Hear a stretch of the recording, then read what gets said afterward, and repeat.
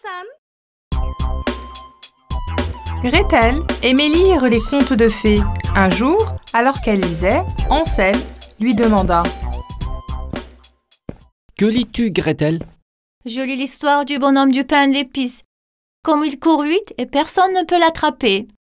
Oui, je le sais. J'ai aussi lu ce conte. J'aimerais pouvoir le rencontrer. Tu n'as pas entendu? Le bonhomme de pain d'épices va participer à la course de printemps. Gretel était enchantée de cette nouvelle. Vraiment? Rejoignons les rangs de la course. Ce serait bien de les rencontrer et de courir contre lui. C'est bien. Nous ferions aussi de l'exercice.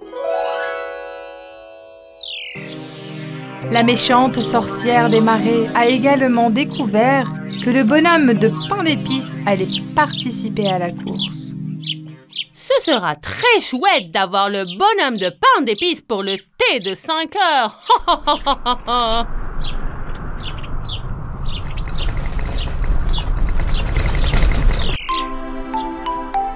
Hansel et Gretel se rendirent en ville pour participer à la course et rencontrèrent le bonhomme de pain d'épices. Je suis si heureuse que tu sois là. J'adore tes contes.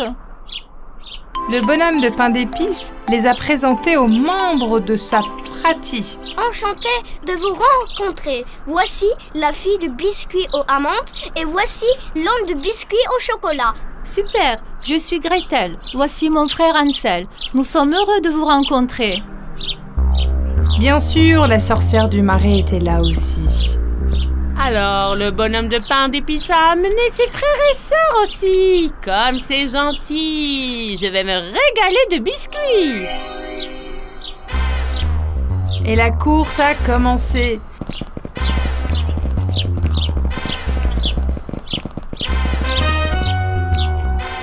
Le bonhomme de pain d'épices criait tout en courant.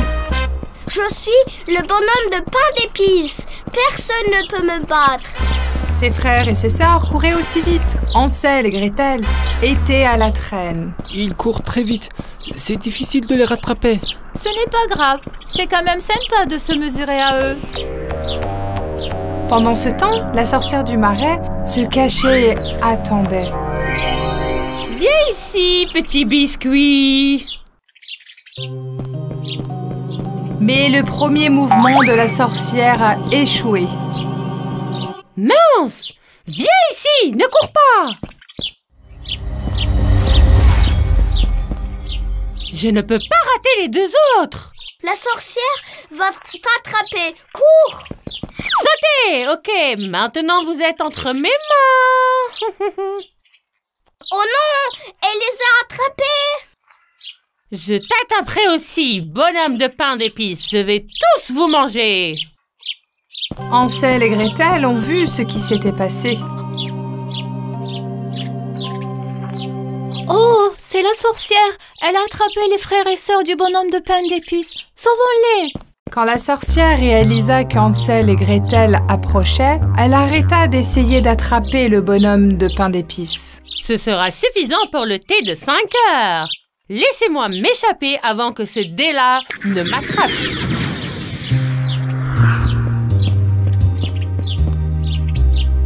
Le bonhomme de pain d'épices était très triste.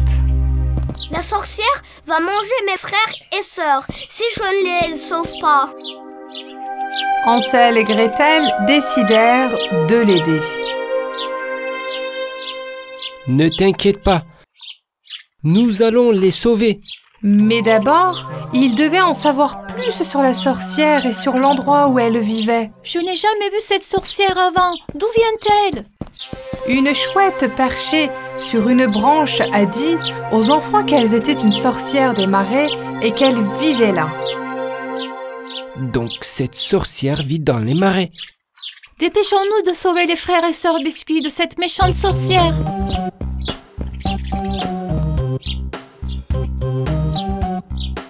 Hansel et Gretel participèrent donc avec le bonhomme de pain d'épices vers le marais.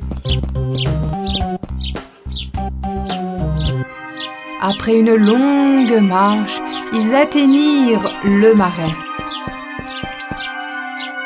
Cette maison de lierre est probablement la sienne. Le bonhomme de pain d'épices est inquiet car le temps presse.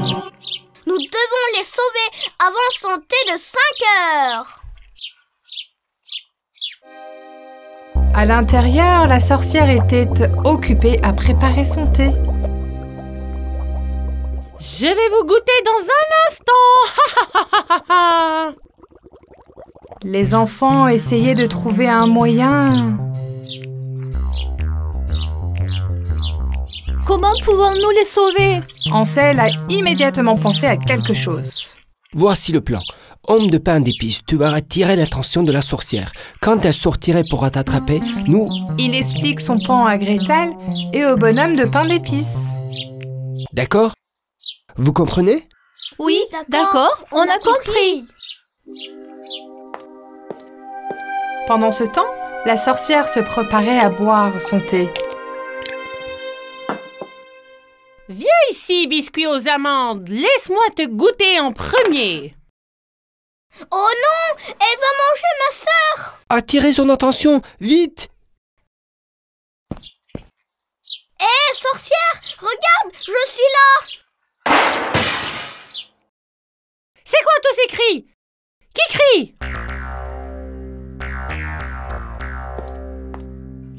C'est moi qui vous le dis. Laissez-les partir ou je te détruirai. Ah, tu es venu, c'est bien. Je vais prendre un autre cookie maintenant.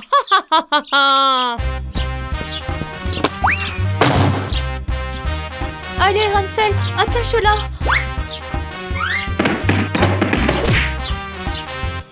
Oh non, Hansel! Allez!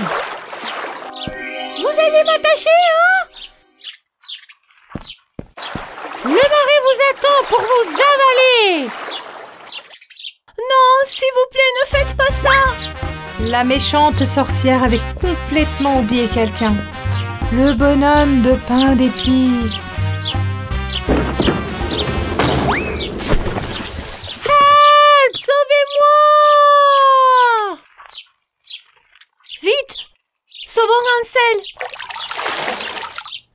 Ok, allons chercher les frères et sœur Cookie.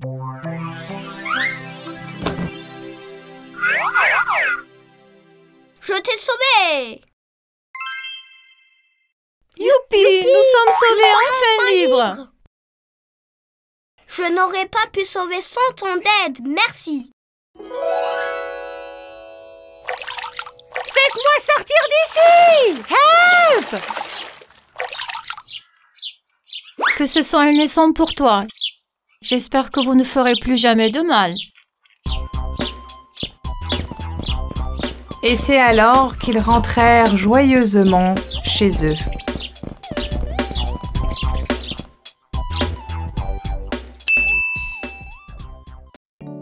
Il était une fois, dans une petite maison, un jeune couple marié.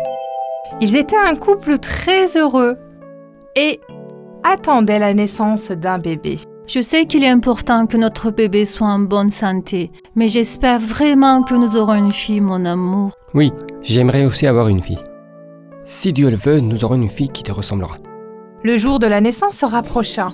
La jeune mère attendait avec impatience la naissance de son bébé. Chaque jour, la mère regarda par la fenêtre et par-dessus au mur pour admirer le jardin de son voisin rempli de fleurs et de fruits. Un jour, elle remarqua une plante à fleurs jaunes qu'elle n'avait jamais vue auparavant. Je me demande quel est le nom de cette plante. Elle sent merveilleusement bon. Je suis sûre qu'elle a aussi un goût incroyable. Il faut que je mange cette plante. Je vais aller directement chez ma voisine et lui demander. Sans perdre de temps, la jeune mère quitta la maison. Mais elle ne doutait pas que sa voisine d'à côté était une sorcière cruelle.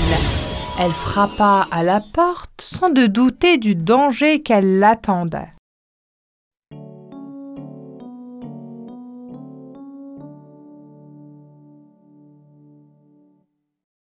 Bonjour voisine, la plante jaune dans votre jardin sent très bon. Je suis enceinte et j'en ai vraiment envie. Est-ce que c'est une plante mangeable? Bien sûr, je peux vous en donner un peu. Elle a un goût incroyable et vraiment pour les humains. Alors, ce sera bon pour mon bébé aussi. Bien sûr, chère voisine, surtout vous pour les futures mamans, mais rappelez-vous, parce que c'est très précieux, vous ne pouvez en prendre qu'un seul.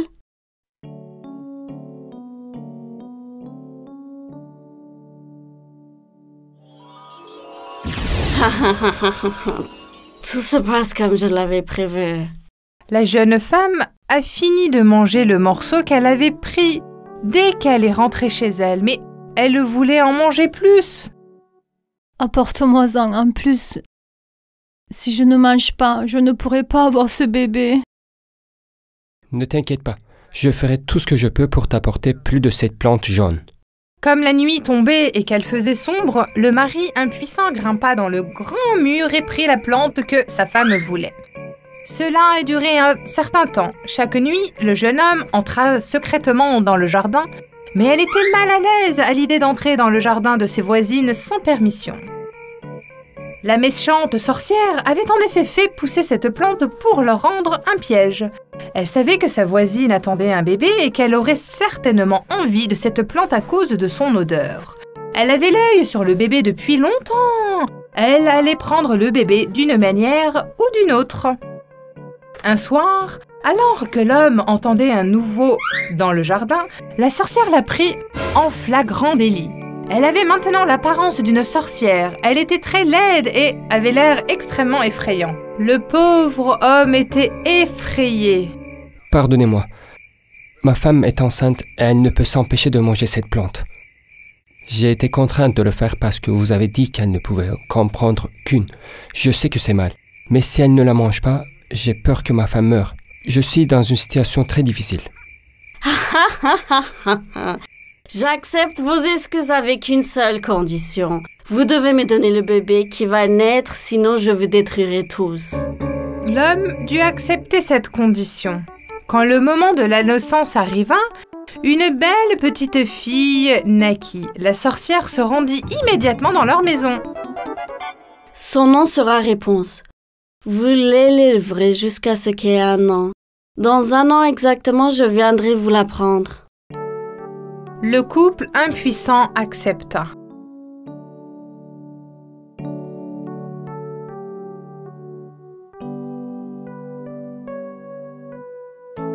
Quand Réponse eut 1 an, la sorcière vint enlever le bébé en pleurant à sa mère et à son père, en l'enfermant dans une tour au milieu de la forêt, et elle a y élevé le bébé. De nombreuses années passèrent. Réponse était maintenant une belle jeune fille.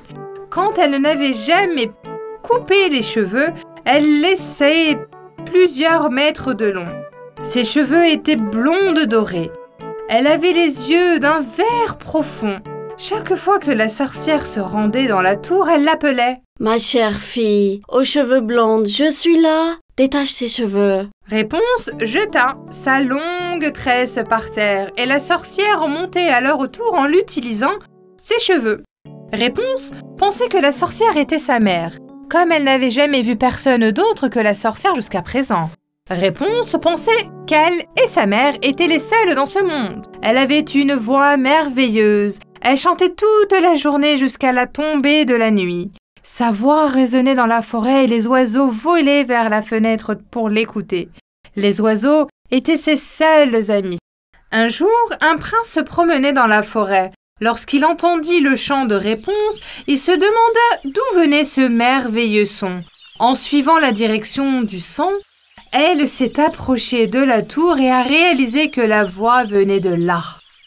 Je dois rencontrer la fille avec cette voix étonnante. Je me demande comment je peux monter dans cette tour. Alors qu'il faisait désespérément le tour de la tour, il aperçoit soudain qu'une sorcière l'appelant en haut de la tour. Il se cacha aussitôt derrière un arbre et observa. « Ma chère fille aux cheveux blonds, je suis là. Laisse tomber tes cheveux. » Réponse laissa tomber ses cheveux tressés et la sorcière grimpa au sommet de la tour. J'ai trouvé comment monter dans la tour. Après avoir attendu le départ de la sorcière, le prince appela la tour en imitant la voix de la sorcière. Ma fille, s'il te plaît, laisse encore tomber tes beaux cheveux blonds. J'ai oublié quelque chose là-haut. Je vais les laisser tomber tout de suite, mère.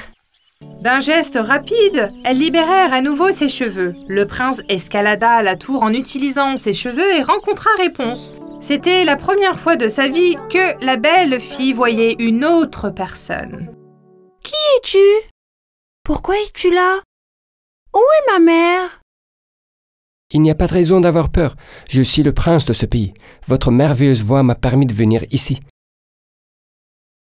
Pour venir ici, j'ai dû imiter la voix de ta mère. Réponse, qui au début était très effrayée, a lentement réalisé qu'il n'était pas une mauvaise personne. Le prince était déjà charmé de sa beauté. Les jours, les mois passèrent. Le prince venait tous les jours à la tour. Quand ils passaient du temps ensemble, il ne réalisait pas à quelle vitesse le temps passait. Il a finalement demandé Réponse en mariage. Réponse, je veux vivre avec toi pour le reste de ma vie. Veux-tu m'épouser? Bien sûr, je vais t'épouser. Je dois maintenant retourner au palais. Je vais essayer de trouver une solution pour te faire sortir d'ici immédiatement. Réponse était très excitée de l'idée de pouvoir enfin voir le monde extérieur une fois qu'elle aurait... Elle s'ennuyait tellement de vivre seule dans la tour pendant toutes ces années. Il a tenu les cheveux des Réponses et s'est dirigé vers le bas de la tour. Malheureusement, la sorcière était là aussi et a vu le prince. Elle a immédiatement compris ce qui se passait. Elle se mit en colère. Alors que Réponse remettait ses cheveux en place, la sorcière s'y est accrochée et a grimpé. Elle était si ennuyée et frieuse. Mais qu'est-ce qui se passe ici? Qui vient de partir? Je t'ai caché ici pour te protéger du mal. Mais toi, tu as parlé des étrangers et tu les as liés d'amitié avec eux. C'est le prince de ce pays. Il m'a demandé en mariage et j'ai accepté. Je suis si heureuse. Mère, j'attendais que tu viennes pour te raconter tout ça. Quoi? Quelle est cette absurdité? Je vais te montrer. La sorcière était tellement en colère qu'avec une paire de ciseaux, elle a coupé les longs cheveux de Réponse aussi courts que possible. Et avec sa magie, elle l'envoya ensuite dans un autre pays très loin. Lorsque le prince arriva à la tour le lendemain, il ne savait pas que la sorcière l'attendait dans la tour. Salut Réponse, je suis là. Détache tes cheveux s'il te plaît.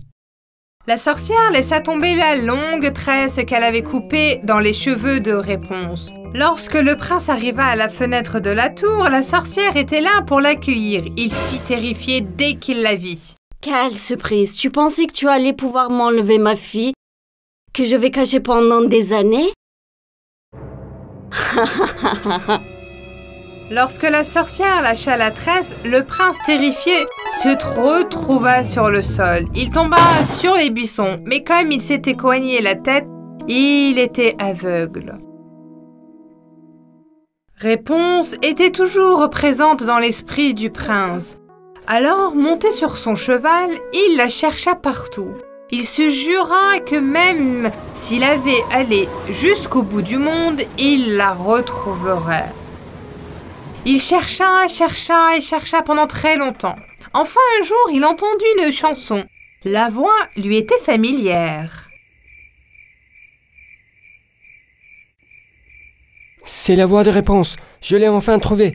Galopant sur son cheval, il se dirigea droit vers la douce voix. Il arriva à la porte de la maison où se trouva Réponse. Réponse, je suis là. Ouvre la porte. Je n'arrive pas à y croire. C'est vraiment toi? Quand Réponse ouvrit la porte, elle pleura en voyant le prince. Elle pleura tellement que ses larmes tombèrent sur le visage du prince qu'il était à genoux. Ces larmes étaient des larmes de joie miraculeuse. Soudain, le prince aveugle ouvre les yeux. Ils se sont embrassés avec joie et ont célébré ce miracle. Ils retournent au palais et commencent à préparer le mariage.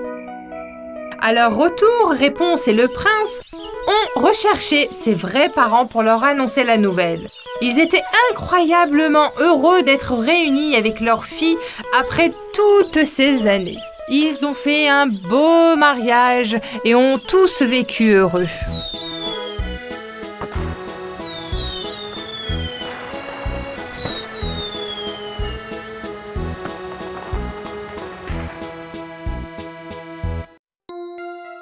Il était une fois une famille qui avait une fille nommée Cendrillon.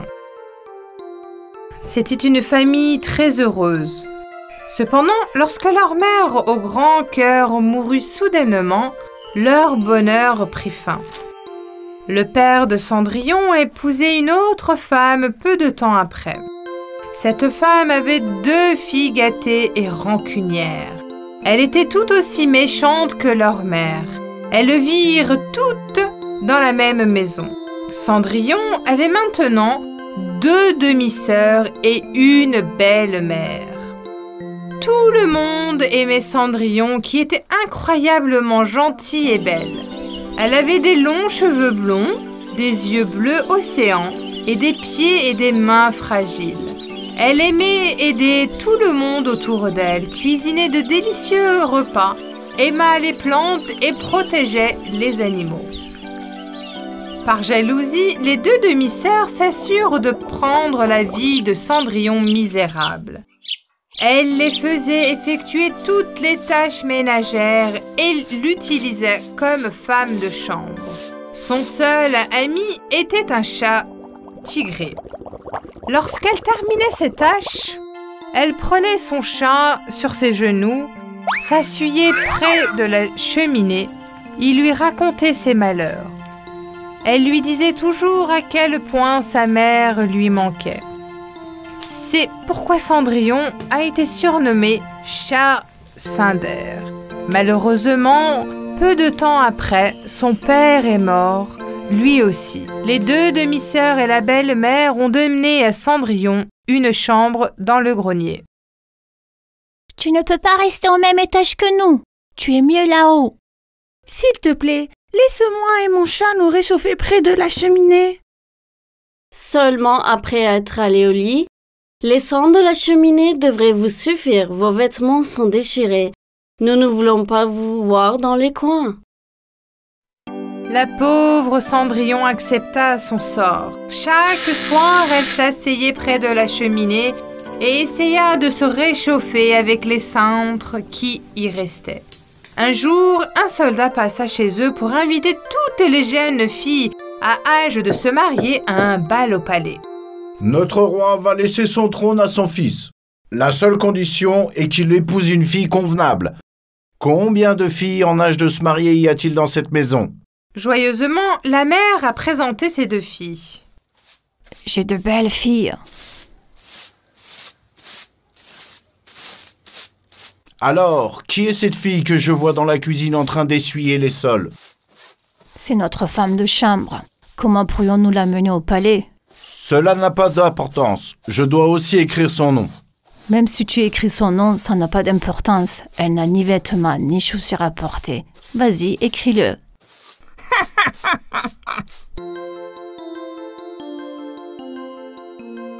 Cendrillon a supplié sa mâtre. S'il te plaît, donne-moi une des robes de mes sœurs pour que je puisse venir aussi. Non, tu n'iras pas. Tu nettoieras les sols jusqu'à notre retour. Penses-tu que le prince te choisira plutôt que mes filles, la chatte Cinder ? Toutes les 3 se moquèrent de Cendrillon et la chassèrent.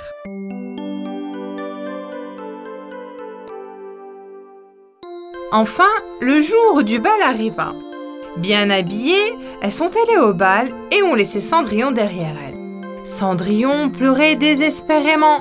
Jusqu'à ce moment-là, une fée rayante apparut devant Cendrillon.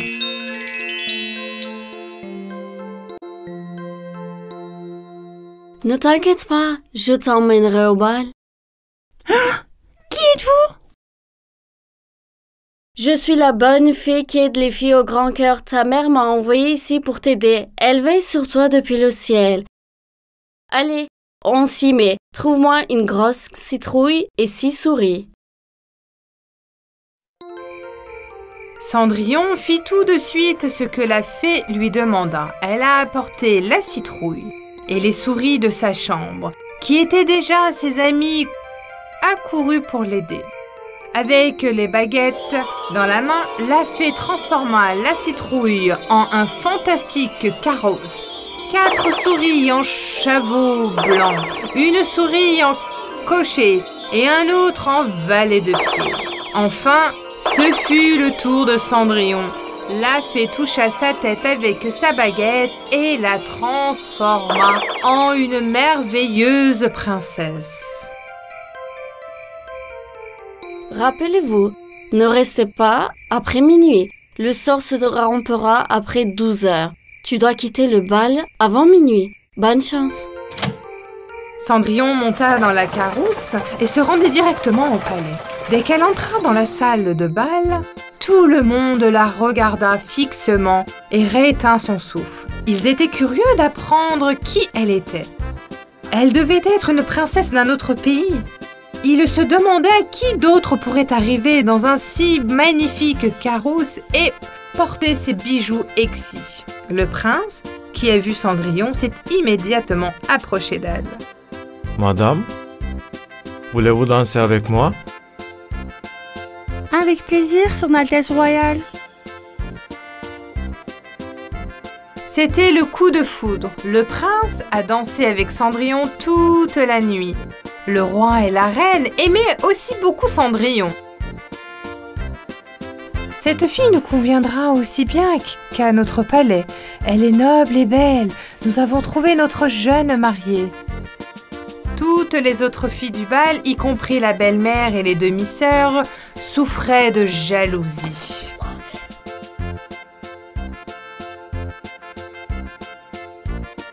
D'où viens-tu? Où habites-tu? Quel est ton nom? Le temps passait très vite. Cendrillon, qui fit qu'il était presque midi, quitta le prince à l'improviste et s'enfuit du palais. En dévalant les escaliers du palais, elle perdit un de ses souliers de verre. Mais comme elle était si pressée, elle l'allait laisser derrière elle et monter dans la carrosse et rentrait chez elle. À minuit exactement, tout est redevenu ce qu'il était avant. Le prince, qui avait couru après Cendrillon, était sous le choc. Il n'avait pas réussi à l'attraper, mais il avait trouvé son soulier de verre dans l'escalier. Quand Cendrillon est rentrée chez elle, elle était surprise par ce qu'elle a vu. La maison était étincelante de propreté. Il n'y avait même qu'une soupe chaude qui mijotait dans le fourreau. La fée s'était coupée de cela aussi. Quand Cendrillon est allée dans la chambre, elle était très triste. Cendrillon qui vit qu'il était presque minuit. Et maintenant, je ne pourrai plus jamais voir le prince. Ne t'inquiète pas, tout ira bien. Pendant ce temps, le prince ne pensait qu'à la belle fille qui s'était enfuie du bal. Je dois la retrouver. Je ne prendrai personne d'autre comme reine. Demain, nous essaierons cette chaussure sur les pieds de chaque fille qui a assisté au bal hier soir et dans toute la ville. Si la chaussure va à quelqu'un, alors cette fille sera ma reine. Le lendemain, les soldats ont mis du porte-à-porte et ont demandé à toutes les filles qui avaient assisté au bal d'essayer la chaussure de verre. Tout le monde portait la chaussure avec excitation, mais elle n'allait à personne. Enfin, c'était le tour de la maison de Cendrillon. Tout le monde était incroyablement. Les deux demi-sœurs passèrent des heures à se masser et à se crémer les pieds afin de les raccourcir. Et elles ont enfermé Cendrillon dans le grenier. Portant la chaussure n'allait à aucune des deux sœurs. Au moment où le soldat était sur le point de partir, ils ont entendu un bruit venant de l'étage. Cendrillon avait réussi à attirer leur attention en renversant une armoire.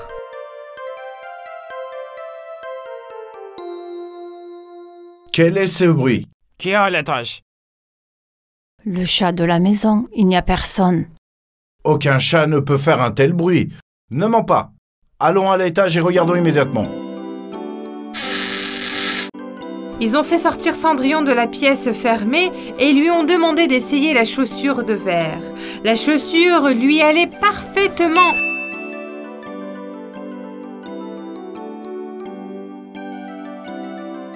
Cendrillon leur a montré l'autre père. Les soldats furent qu'il avait trouvé la princesse et coururent au palais pour lui annoncer la bonne nouvelle. Le prince arriva avec joie à la maison de Cendrillon et la reconnut tout de suite. Veux-tu m'épouser et être ma princesse? Ayant reçu la réponse affirmative, il l'emmena au palais. Cendrillon, lui, raconta tout ce qu'il s'était arrivé. Ils se marièrent avec un mariage qui dura 40 jours et 40 nuits. La première chose que fit Cendrillon fut de faire venir son chat Tigré au palais. Ils vécurent heureux jusqu'à la fin des temps et la bonne fée vieillit sur eux en permanence. Kondo-san,